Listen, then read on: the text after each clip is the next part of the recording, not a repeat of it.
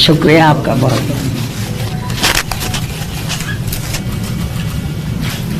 शुरू करें?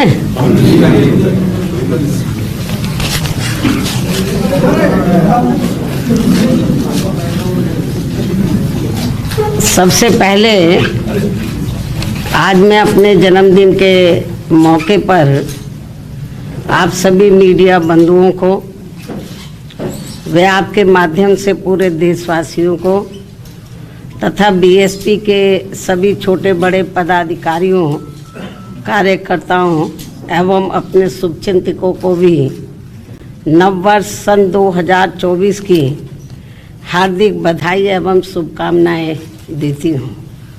साथ ही कुदरत से ये भी कामना करती हूँ कि ये नववर्ष सभी की ज़िंदगी में अपार तरक्की व खुशहाली लाए तथा आए दिन नई नई आ रही बीमारियों के प्रकोप से भी जरूर बचाए।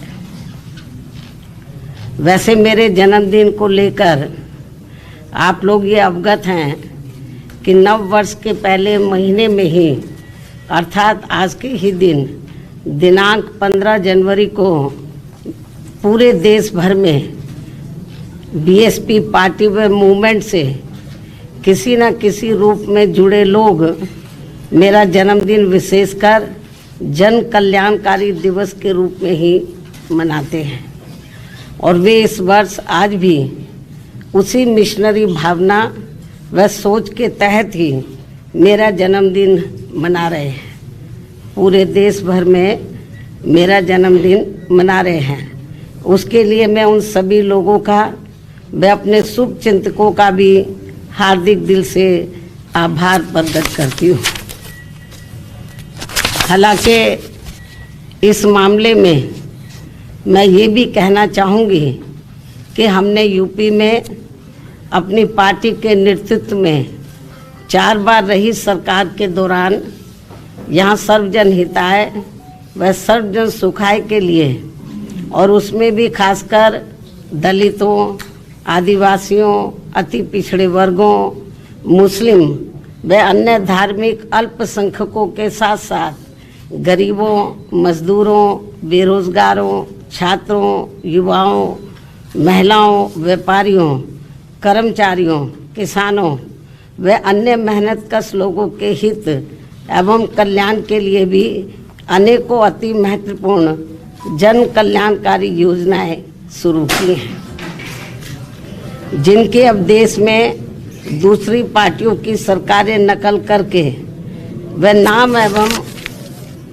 थोड़ा स्वरूप आदि बदलकर भुनाने में लगी हैं, किंतु उनकी जातिवादी, पूंजीवादी, संकीर्ण व सांप्रदायिक सोच होने की वजह से उनका इन्हें सही से पूरा लाभ नहीं मिल पा रहा है और अब तो इनको केंद्र व राज्यों की सरकारों द्वारा गरीबी, बेरोजगारी व महंगाई आदि से मुक्ति दिलाने की बजाय तथा रोटी रोजी व रोजगार के भी साधन उपलब्ध कराने की गारंटी देने की बजाय इन्हें फ्री में थोड़ा सा राशन आदि देकर अपना गुलाम व लाचार एवं मोहताज और बनाया हुआ है।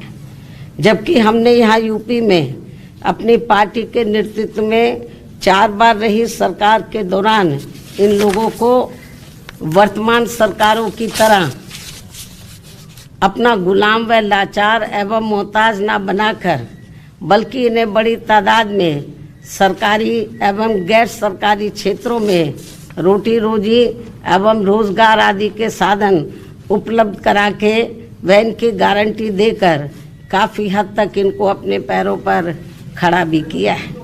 साथ ही इन्हें मान सम्मान व स्वाभिमान की जिंदगी बसर करने का भी काफ़ी मौका दिया है, जो वर्तमान में हमें कहीं पर भी होता हुआ नज़र नहीं आ रहा है। और अब पिछले कुछ वर्षों से केंद्र व राज्यों की भी सरकारों द्वारा अपनी इन सब कमियों पर पर्दा डालने के लिए जिस प्रकार से धर्म व संस्कृति की आड़ में राजनीति की जा रही है, तो उससे अपने देश का संविधान एवं लोकतंत्र मजबूत नहीं बल्कि कमजोरी होगा। ऐसी स्थिति में आज मैं अपने जन्मदिन के खास मौके पर व मीडिया के जरिए इन सभी दुखी एवं पीड़ित लोगों से व विशेषकर बहुजन समाज के सभी वर्गों से अर्थात दलितों, आदिवासियों, अति पिछड़े वर्गों, मुस्लिम व अन्य धार्मिक अल्पसंख्यक समाज के लोगों से ये कहना चाहूँगी कि वे अपनी रोटी रोजी व रोजगार आदि के लिए तथा मान सम्मान एवं स्वाभिमान की जिंदगी बसर करने व अपनी वर्तमान एवं आगे आने वाली पीढ़ी की बेहतरी के लिए भी अपने संतों, गुरुओं व महापुरुषों में भी खासकर महात्मा ज्योतिबा फूले, श्री छत्रपति शाहू जी महाराज, श्री नारायणा गुरु, परम पूज्य बाबा साहब डॉक्टर भीमराव अंबेडकर एवं मान्यवर श्री कांशीराम जी आदि के बताए हुए रास्तों पर चलकर अपनी एकमात्र हितैषी पार्टी बीएसपी को हर मामले में जरूर मजबूत बनाना है तथा जिनके हित व कल्याण के लिए मैंने अपनी पूरी जिंदगी भी समर्पित की है। साथ ही केंद्र व राज्यों की भी सत्ता खुद अपने हाथों में लेकर बाबा साहब डॉक्टर भीमराव अंबेडकर द्वारा निर्मित संविधान में दिए गए संवैधानिक कानूनी अधिकारों का भी सही से पूरा लाभ लें, तभी फिर वास्तव में इन वर्गों के लोग अपनी खुशहाल जिंदगी व्यतीत कर सकते हैं। और ये सब हमने उत्तर प्रदेश में अपनी सरकार के समय में काफ़ी कुछ करके भी दिखाया है, जबकि कांग्रेस, बीजेपी व इनकी सभी सहयोगी पार्टियां भी जिनकी सोच, सिद्धांत एवं कार्यशैली पूर्ण रूप से जातिवादी, पूंजीवादी, संकीर्ण, सांप्रदायिक व सामंतवादी भी है, ऐसी ये पार्टियां सत्ता में बने रहकर इनको कभी भी अपने पैरों पर खड़े होते हुए देखना नहीं चाहती हैं। ऐसे में फिर इन सभी विरोधी पार्टियों की सरकारों के चलते इनका सही से पूरा विकास व उत्थान आदि नहीं हो सकता है। इतना ही नहीं बल्कि देश में SC, ST व OBC वर्गों के लोगों को सरकारी नौकरियों एवं अन्य और क्षेत्रों में भी आरक्षण दिए जाने की संविधान में जो व्यवस्था की गई है, तो उनका भी अब इन विरोधी पार्टियों की रही सरकारों में इन्हें पूरा लाभ नहीं मिल पा रहा है तथा अन्य और मामलों में भी इनकी लगभग यही खराब व दयनीय स्थिति बनी हुई है। इसलिए इन सब बातों को ध्यान में रखकर देश में गरीबों, मजदूरों, बेरोजगारों तथा बहुजन समाज के सभी वर्गों के लोगों को बीएसपी से जुड़ना तथा इन्हें फिर सत्ता तक पहुंचना बहुत ज़रूरी है। किंतु इन्हें यहाँ ये बात भी जरूर ध्यान में रखकर चलना होगा कि ये लोग अपने इस मकसद में कामयाब ना हो सके, तो उसके लिए यहाँ सभी विरोधी पार्टियाँ अंदर अंदर एक होकर व किस्म किस्म के साम, दाम, दंड भेद आदि अनेकों हथकंडे इस्तेमाल करके इन्हें हमेशा सत्ता से दूर बनाए रखना चाहती हैं, जिनसे इन्हें हर स्तर पर सावधान रहना होगा तथा गुमराह भी नहीं होना है। और इस मामले में ताज़ा उदाहरण ये है कि अभी हाल ही में विपक्ष के इंडिया गठबंधन को लेकर जिस प्रकार से सपा मुखिया ने एक सोची समझी रणनीति के तहत बीएसपी के लोगों को गुमराह करने के उद्देश्य से कुछ ही घंटों के अंदर बीएसपी प्रमुख के प्रति गिरगिट की तरह अपना रंग बदला है, तो उससे भी पार्टी के लोगों को जरूर सावधान रहना है। इसके साथ ही पिछले महीने पार्टी की ऑल इंडिया की बैठक में आम सहमति से श्री आकाश आनंद को मैंने अपना एकमात्र उत्तराधिकारी घोषित किया था। तो उसके बाद से बीच बीच में अब मीडिया में ये भी फर्जी व गलत खबरें प्रचारित की जा रही हैं कि ऐसा लगता है कि अब बीएसपी प्रमुख जल्दी ही राजनीति से संन्यास लेने वाली है, जिसमें रत्ती भर भी सच्चाई नहीं है। जबकि मेरी जिंदगी का आखिरी सांस भी पार्टी को मजबूत बनाने में ही लगा रहेगा। इस किस्म की फर्जी व गलत खबरों से भी पार्टी के लोगों को गुमराह नहीं होना है। और अब तो चुनावों में ईवीएम में अधिकांश धांधली व गड़बड़ी किए जाने की मिल रही खबरों से भी बीएसपी के लोग भी काफ़ी ज़्यादा दुखी व चिंतित भी हैं। हालांकि ऐसी स्थिति में ये व्यवस्था बाहरी देशों की तरह कभी भी यहाँ ख़त्म हो सकती है। ऐसे में अपनी पूरी ऊर्जा से पार्टी को मजबूत बनाने में लगे रहना है। अपनी पार्टी के लोगों को ऐसे में अपनी पूरी ऊर्जा से पार्टी को मजबूत बनाने में लगे रहना है। और यदि पार्टी के लोग इन सभी हालातों का मुकाबला करके अपनी पूरी ईमानदारी व निष्ठा से आगे बढ़ने की पहल करते हैं, तो फिर हमारी पार्टी जरूर आगे बढ़ेगी। इसी भरोसे के साथ ही अब मैं अपने जन्मदिन के शुभ अवसर पर अपनी पार्टी व मूवमेंट के हित में हर वर्ष की तरह इस वर्ष भी मेरी लिखित पुस्तक मेरा संघर्ष में जीवन एवं बीएसपी मूवमेंट का सफरनामा के 19वें हिंदी एवं अंग्रेजी संस्करण का विमोचन भी करती हूँ।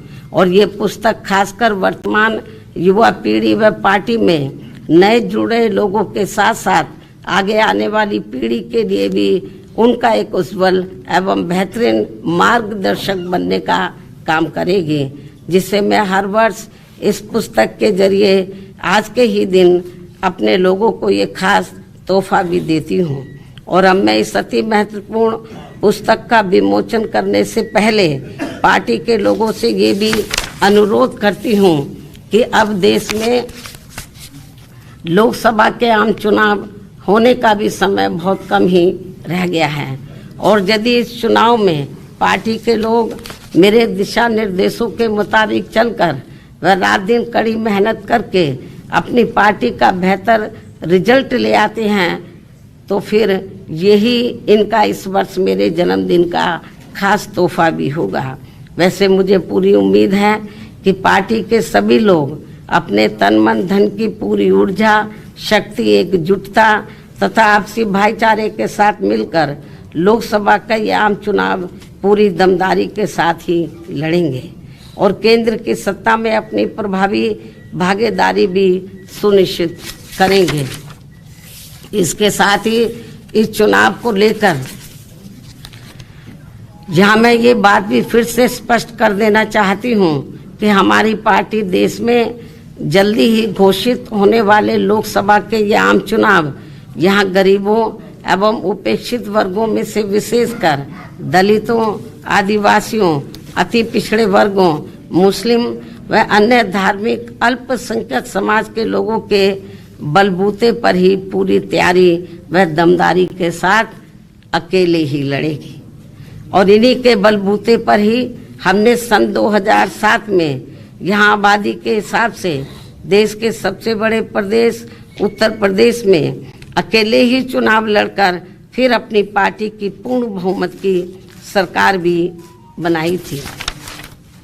इसलिए अपने इस अनुभव को भी खास ध्यान में रखकर हमारी पार्टी लोकसभा के ये आम चुनाव अकेले ही लड़ेगी तथा देश की जातिवादी, पूंजीवादी, संकीर्ण व सांप्रदायिक सोच रखने वाली सभी विरोधी पार्टियों से अपनी दूरी बना के रखेगी।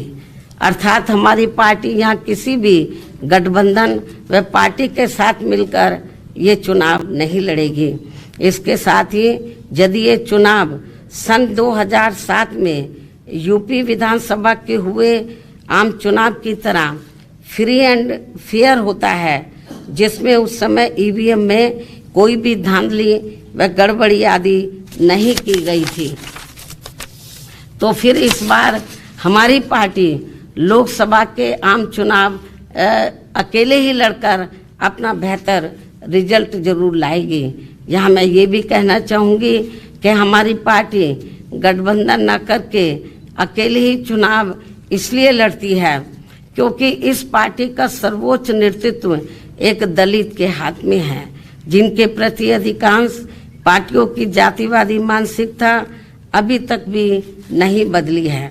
यही मुख्य वजह है कि गठबंधन करके चुनाव लड़ने में बीएसपी का वोट तो गठबंधन से जुड़ी पार्टी को पूरा चला जाता है, लेकिन उनका अपना बेस वोट वह विशेषकर अपर कास्ट समाज का वोट बीएसपी को ट्रांसफर नहीं हो पाता है। और इसके कुछ खास उदाहरण ये हैं कि यहाँ यूपी में सन 1993 में हुए विधानसभा के आम चुनाव सपा से गठबंधन करके लड़ने से बीएसपी की केवल 67 सीटें ही जीत कर आई थी, जबकि सपा को इसका ज़्यादा लाभ पहुंचा था। उसके बाद सन 1996 में बीएसपी ने यूपी में हुए विधानसभा का आम चुनाव कांग्रेस पार्टी से गठबंधन करके लड़ा था, जिसमें पार्टी की केवल 67 सीटें ही जीत कर आई थी और इस चुनाव में भी कांग्रेस पार्टी को ही ज़्यादा फायदा हुआ था। तो तब फिर बीएसपी ने यहाँ सन 2002 में विधानसभा के हुए आम चुनाव अकेले ही लड़ा था, जिसमें पार्टी की पहली बार यहाँ 67 से बढ़कर लगभग 100 सीटें जीत कर आई थी, जिसमें 2 हमारे विधायक सिंबल ना मिलने की वजह से समय से इंडिपेंडेंट जीत कर आए थे। उसके बाद सन 2007 में यूपी में विधानसभा के हुए आम चुनाव में बीएसपी ने फिर से अकेले चुनाव लड़कर यहाँ अपनी पूर्ण बहुमत की सरकार भी बना ली थी, जबकि उस समय ये चुनाव ईवीएम से ही हुआ था, जिसमें शुरू में कोई धांधली व बेईमानी आदि नहीं हो पाई थी। साथ ही यहाँ लोकसभा आम चुनाव में व देश के अन्य राज्यों में भी अकेले चुनाव लड़कर खासकर वोट प्रतिशत के हिसाब से पार्टी की काफ़ी अच्छी स्थिति रही है, लेकिन पिछले कुछ वर्षों से अब हर चुनाव में ईवीएम में काफ़ी धांधली व बेईमानी आदि हो रही है। ऐसी ये आम धारणा है, जिसकी खास वजह से अब हमारी पार्टी को भी यूपी सहित पूरे देश में काफ़ी कुछ नुकसान हो रहा है, जबकि इसके बावजूद भी हमारी पार्टी ये सोचकर देश में सभी चुनाव पूरी तैयारी व दमदारी के साथ लड़ती है कि पता नहीं कब ईवीएम में धांधली व बेईमानी आदि करने वालों का सिस्टम फेल हो जाए, तो तब फिर संबंधित चुनाव में सही रिजल्ट आ सकता है। हालांकि अब ईवीएम के विरोध में काफ़ी आवाज़ें भी उठने लगी हैं। ऐसे में ये सिस्टम कभी भी ख़त्म हो सकता है या फिर इसमें कुछ परिवर्तन भी किए जा सकते हैं। इसलिए हमें पार्टी के जनाधार को बढ़ाते रहना बहुत ज़रूरी है।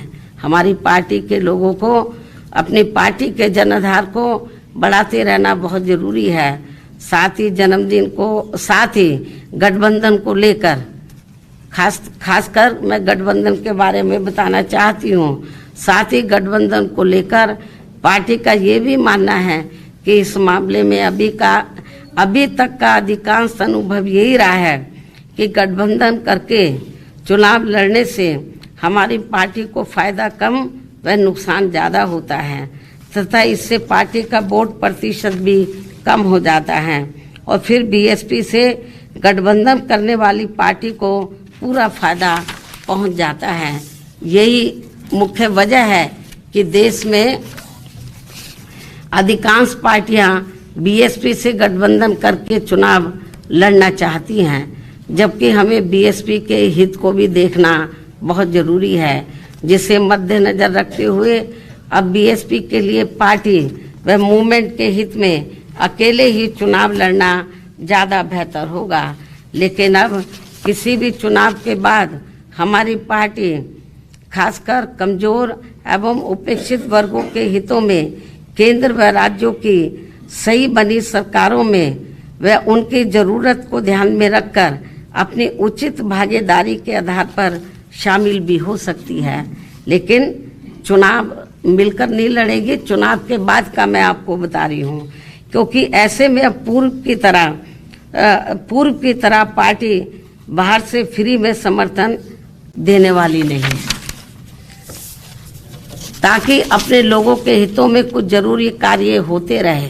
संक्षिप्त में मेरा यही कहना है कि हमारी पार्टी अब देश में जल्दी ही होने वाले लोकसभा के आम चुनाव अकेले ही लड़ेगी, अर्थात किसी भी पार्टी व गठबंधन के साथ मिलकर ये चुनाव नहीं लड़ेगी।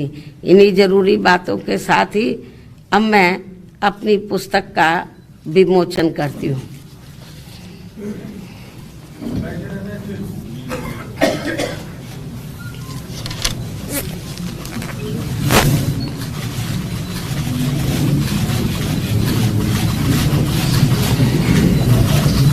मायावती जी देश के तत्कालीन प्रधानमंत्री, पहले ये काम तो हो जाने दो।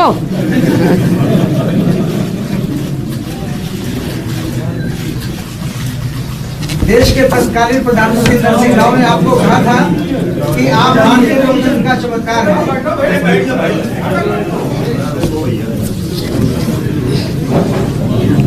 आपको किताब से नफरत है क्या? दोनों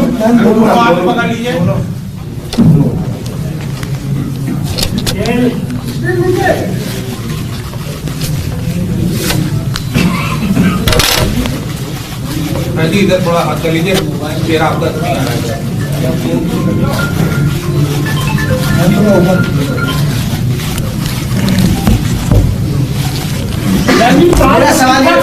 अरे मेरी बात तो खत्म कर लें दो पहले। और अब मैं अंत में मीडिया बंधुओं से मेरे जन्मदिन का केक आदि लेने का आग्रह करते हुए अपनी बात यहीं समाप्त करती हूँ। यदि आपके कुछ सवाल हैं तो आप पूछ सकते हैं, वरना मैं आपसे यहीं रजा लेती हूँ। धन्यवाद। जय भीम व जय भारत। अमेरिका में जन समुदाय के सामने कहा था आप, हाँ भाई,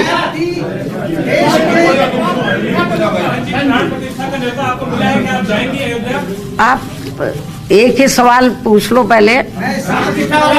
आप दोनों तय कर लो कि पहले मैं आपका जवाब दूं या आपका दूं। तत्कालीन प्रधानमंत्री नरसिंह राव ने अमेरिका में भारतीय समुदाय के सामने कहा था कि मायावती देश के लोकतंत्र का चमत्कार है, और देश ने उस समय स्वीकार किया था कि मायावती देश की प्रधानमंत्री पद की दावेदार बन चुकी है। आज आपका दावा क्या है? उनकी सोच का मैं स्वागत करती हूँ। आपने ये सवाल पूछा कि आपको राम मंदिर से निर्माण से संबंधित जो कंप्लीट लगभग होने के लिए जा रहा है, उससे संबंधित जो प्रोग्राम इस महीने 22 जनवरी को होने के लिए जा रहा है, तो उसके संबंध में आपने ये सवाल पूछा है कि क्या आपको इसका निमंत्रण मिला है, यही आपका सवाल है। तो मैं आपको ये बताना चाहती हूँ कि मुझे इसका निमंत्रण मिला है। तो और अभी इसका मैंने वहाँ जाने का अभी कोई फैसला नहीं लिया है, क्योंकि अभी मैं अपने पार्टी के काम में बहुत व्यस्त हूँ। लेकिन अयोध्या में 22 जनवरी को राम मंदिर को लेकर जो भी कार्यक्रम होने के लिए जा रहा है, उसका हमारी पार्टी को कोई भी ऐतराज़ नहीं है, उसका हम स्वागत करते हैं। और आगे चलकर जब बाबरी मस्जिद को भी लेकर ऐसा कोई प्रोग्राम होता है तो फिर उसको भी लेकर हमारी पार्टी को कोई भी ऐतराज नहीं होगा, उसका भी हम स्वागत करेंगे। क्योंकि आप लोगों को मालूम है कि हमारी पार्टी धर्मनिरपेक्ष पार्टी है और सभी धर्मों का हमारी पार्टी एक बराबर उनका सम्मान करती है। तो चाहे हिंदुओं का मामला हो या सिखों का हो, बुद्धिस्टों का हो, मुस्लिम समाज का हो या अन्य मजहब को मानने वाले लोगों का हो, तो उनका कोई भी कार्यक्रम होता है या वो कोई भी ऐसा कोई फैसला लेते हैं तो जो मानवता इंसानियत के लिए है, तो मेरे ख्याल कभी हमारी पार्टी ने उसका विरोध नहीं किया है। मैं फिर इसको रिपीट करती हूँ इस बात को कि बीएसपी ही देश में अकेली एक ऐसी पार्टी है जो धर्मनिरपेक्ष पार्टी है और सभी धर्मों का एक बराबर हम सम्मान भी करते हैं। मुझे जो इनविटेशन मिला है तो इसके लिए हम उनका स्वागत करते हैं और मैं यदि ज़्यादा व्यस्त नहीं रही क्योंकि और भी पार्टी के काम है तो मैं ज़रूर, अभी मैंने कोई इस मामले में अभी कोई डिसीजन नहीं लिया है, अभी तो कई दिन पड़े हुए हैं, तो जो भी डिसीजन लिया जाएगा तो वो आपके सामने होगा।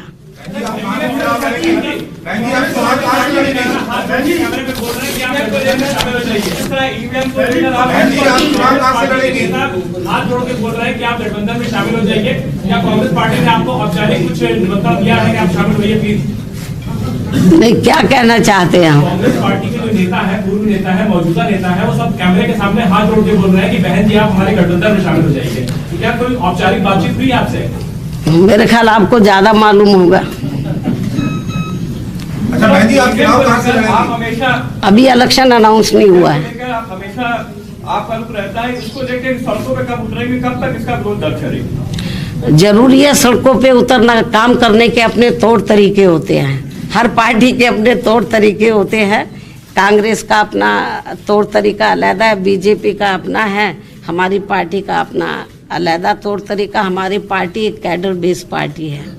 शायद आपको मालूम नहीं है कि पूरे देश में इस समय हमारी पार्टी के छोटे छोटे कैडर कैंप चल रहे हैं, अकेले यूपी में नहीं, देश के अन्य राज्यों में भी, और बंद जगह पे वो कैडर कैंप होते हैं जिसमें पार्टी और मूवमेंट के बारे में उनको डिटेल में बताया जाता है। तो जरूरी नहीं है हम हाउ हल्ला करें जैसे दूसरी अपनी पार्टी के अपने अपने तौर तरीके हैं, हमें दूसरी पार्टियों की नकल नहीं करनी है। हमारा जो अपना एक सिस्टम है काम करने का, उसके हिसाब से हम लोग चलते हैं। ऑनलाइन ऐप भी आपने जारी किया है? ऑनलाइन ऐप जारी कर रहे हैं? अब ये तो चलता रहता है, अब ये आपके सामने आता रहेगा। हाँ हाल के चुनाव में मैडम, हाल के चुनाव में जो मत प्रतिशत आपका भी दहाई से इकाई रह गया है, और ऐसी स्थिति में किस तरह से आपका ये मत प्रतिशत बढ़ेगा? राजनीति में उतार चढ़ाव आते रहते हैं। बीजेपी एक सवाल बहन जी और करना चाह रहा था कि ये कहा जा रहा है कि अगर गठबंधन बसपा नहीं करती है तो सारा फायदा जो है भाजपा को पहुंचेगा। अब कौन क्या सोच रहा है ये तो आप उन्हीं से पूछे, लेकिन मुझे तो ऐसा लगता है कि ये लोग जितना कांग्रेस बीजेपी वाले ये लोग चुनाव लड़ेंगे मजबूती से, तो आपको मालूम है कि इनका अपर कास्ट का वोट हमको मिलने वाला तो है नहीं, इनका बढ़ जाएगा, बीएसपी को फायदा भी हो सकता है। अखिलेश जी पीढ़ी के लिए काम कर रहे हैं,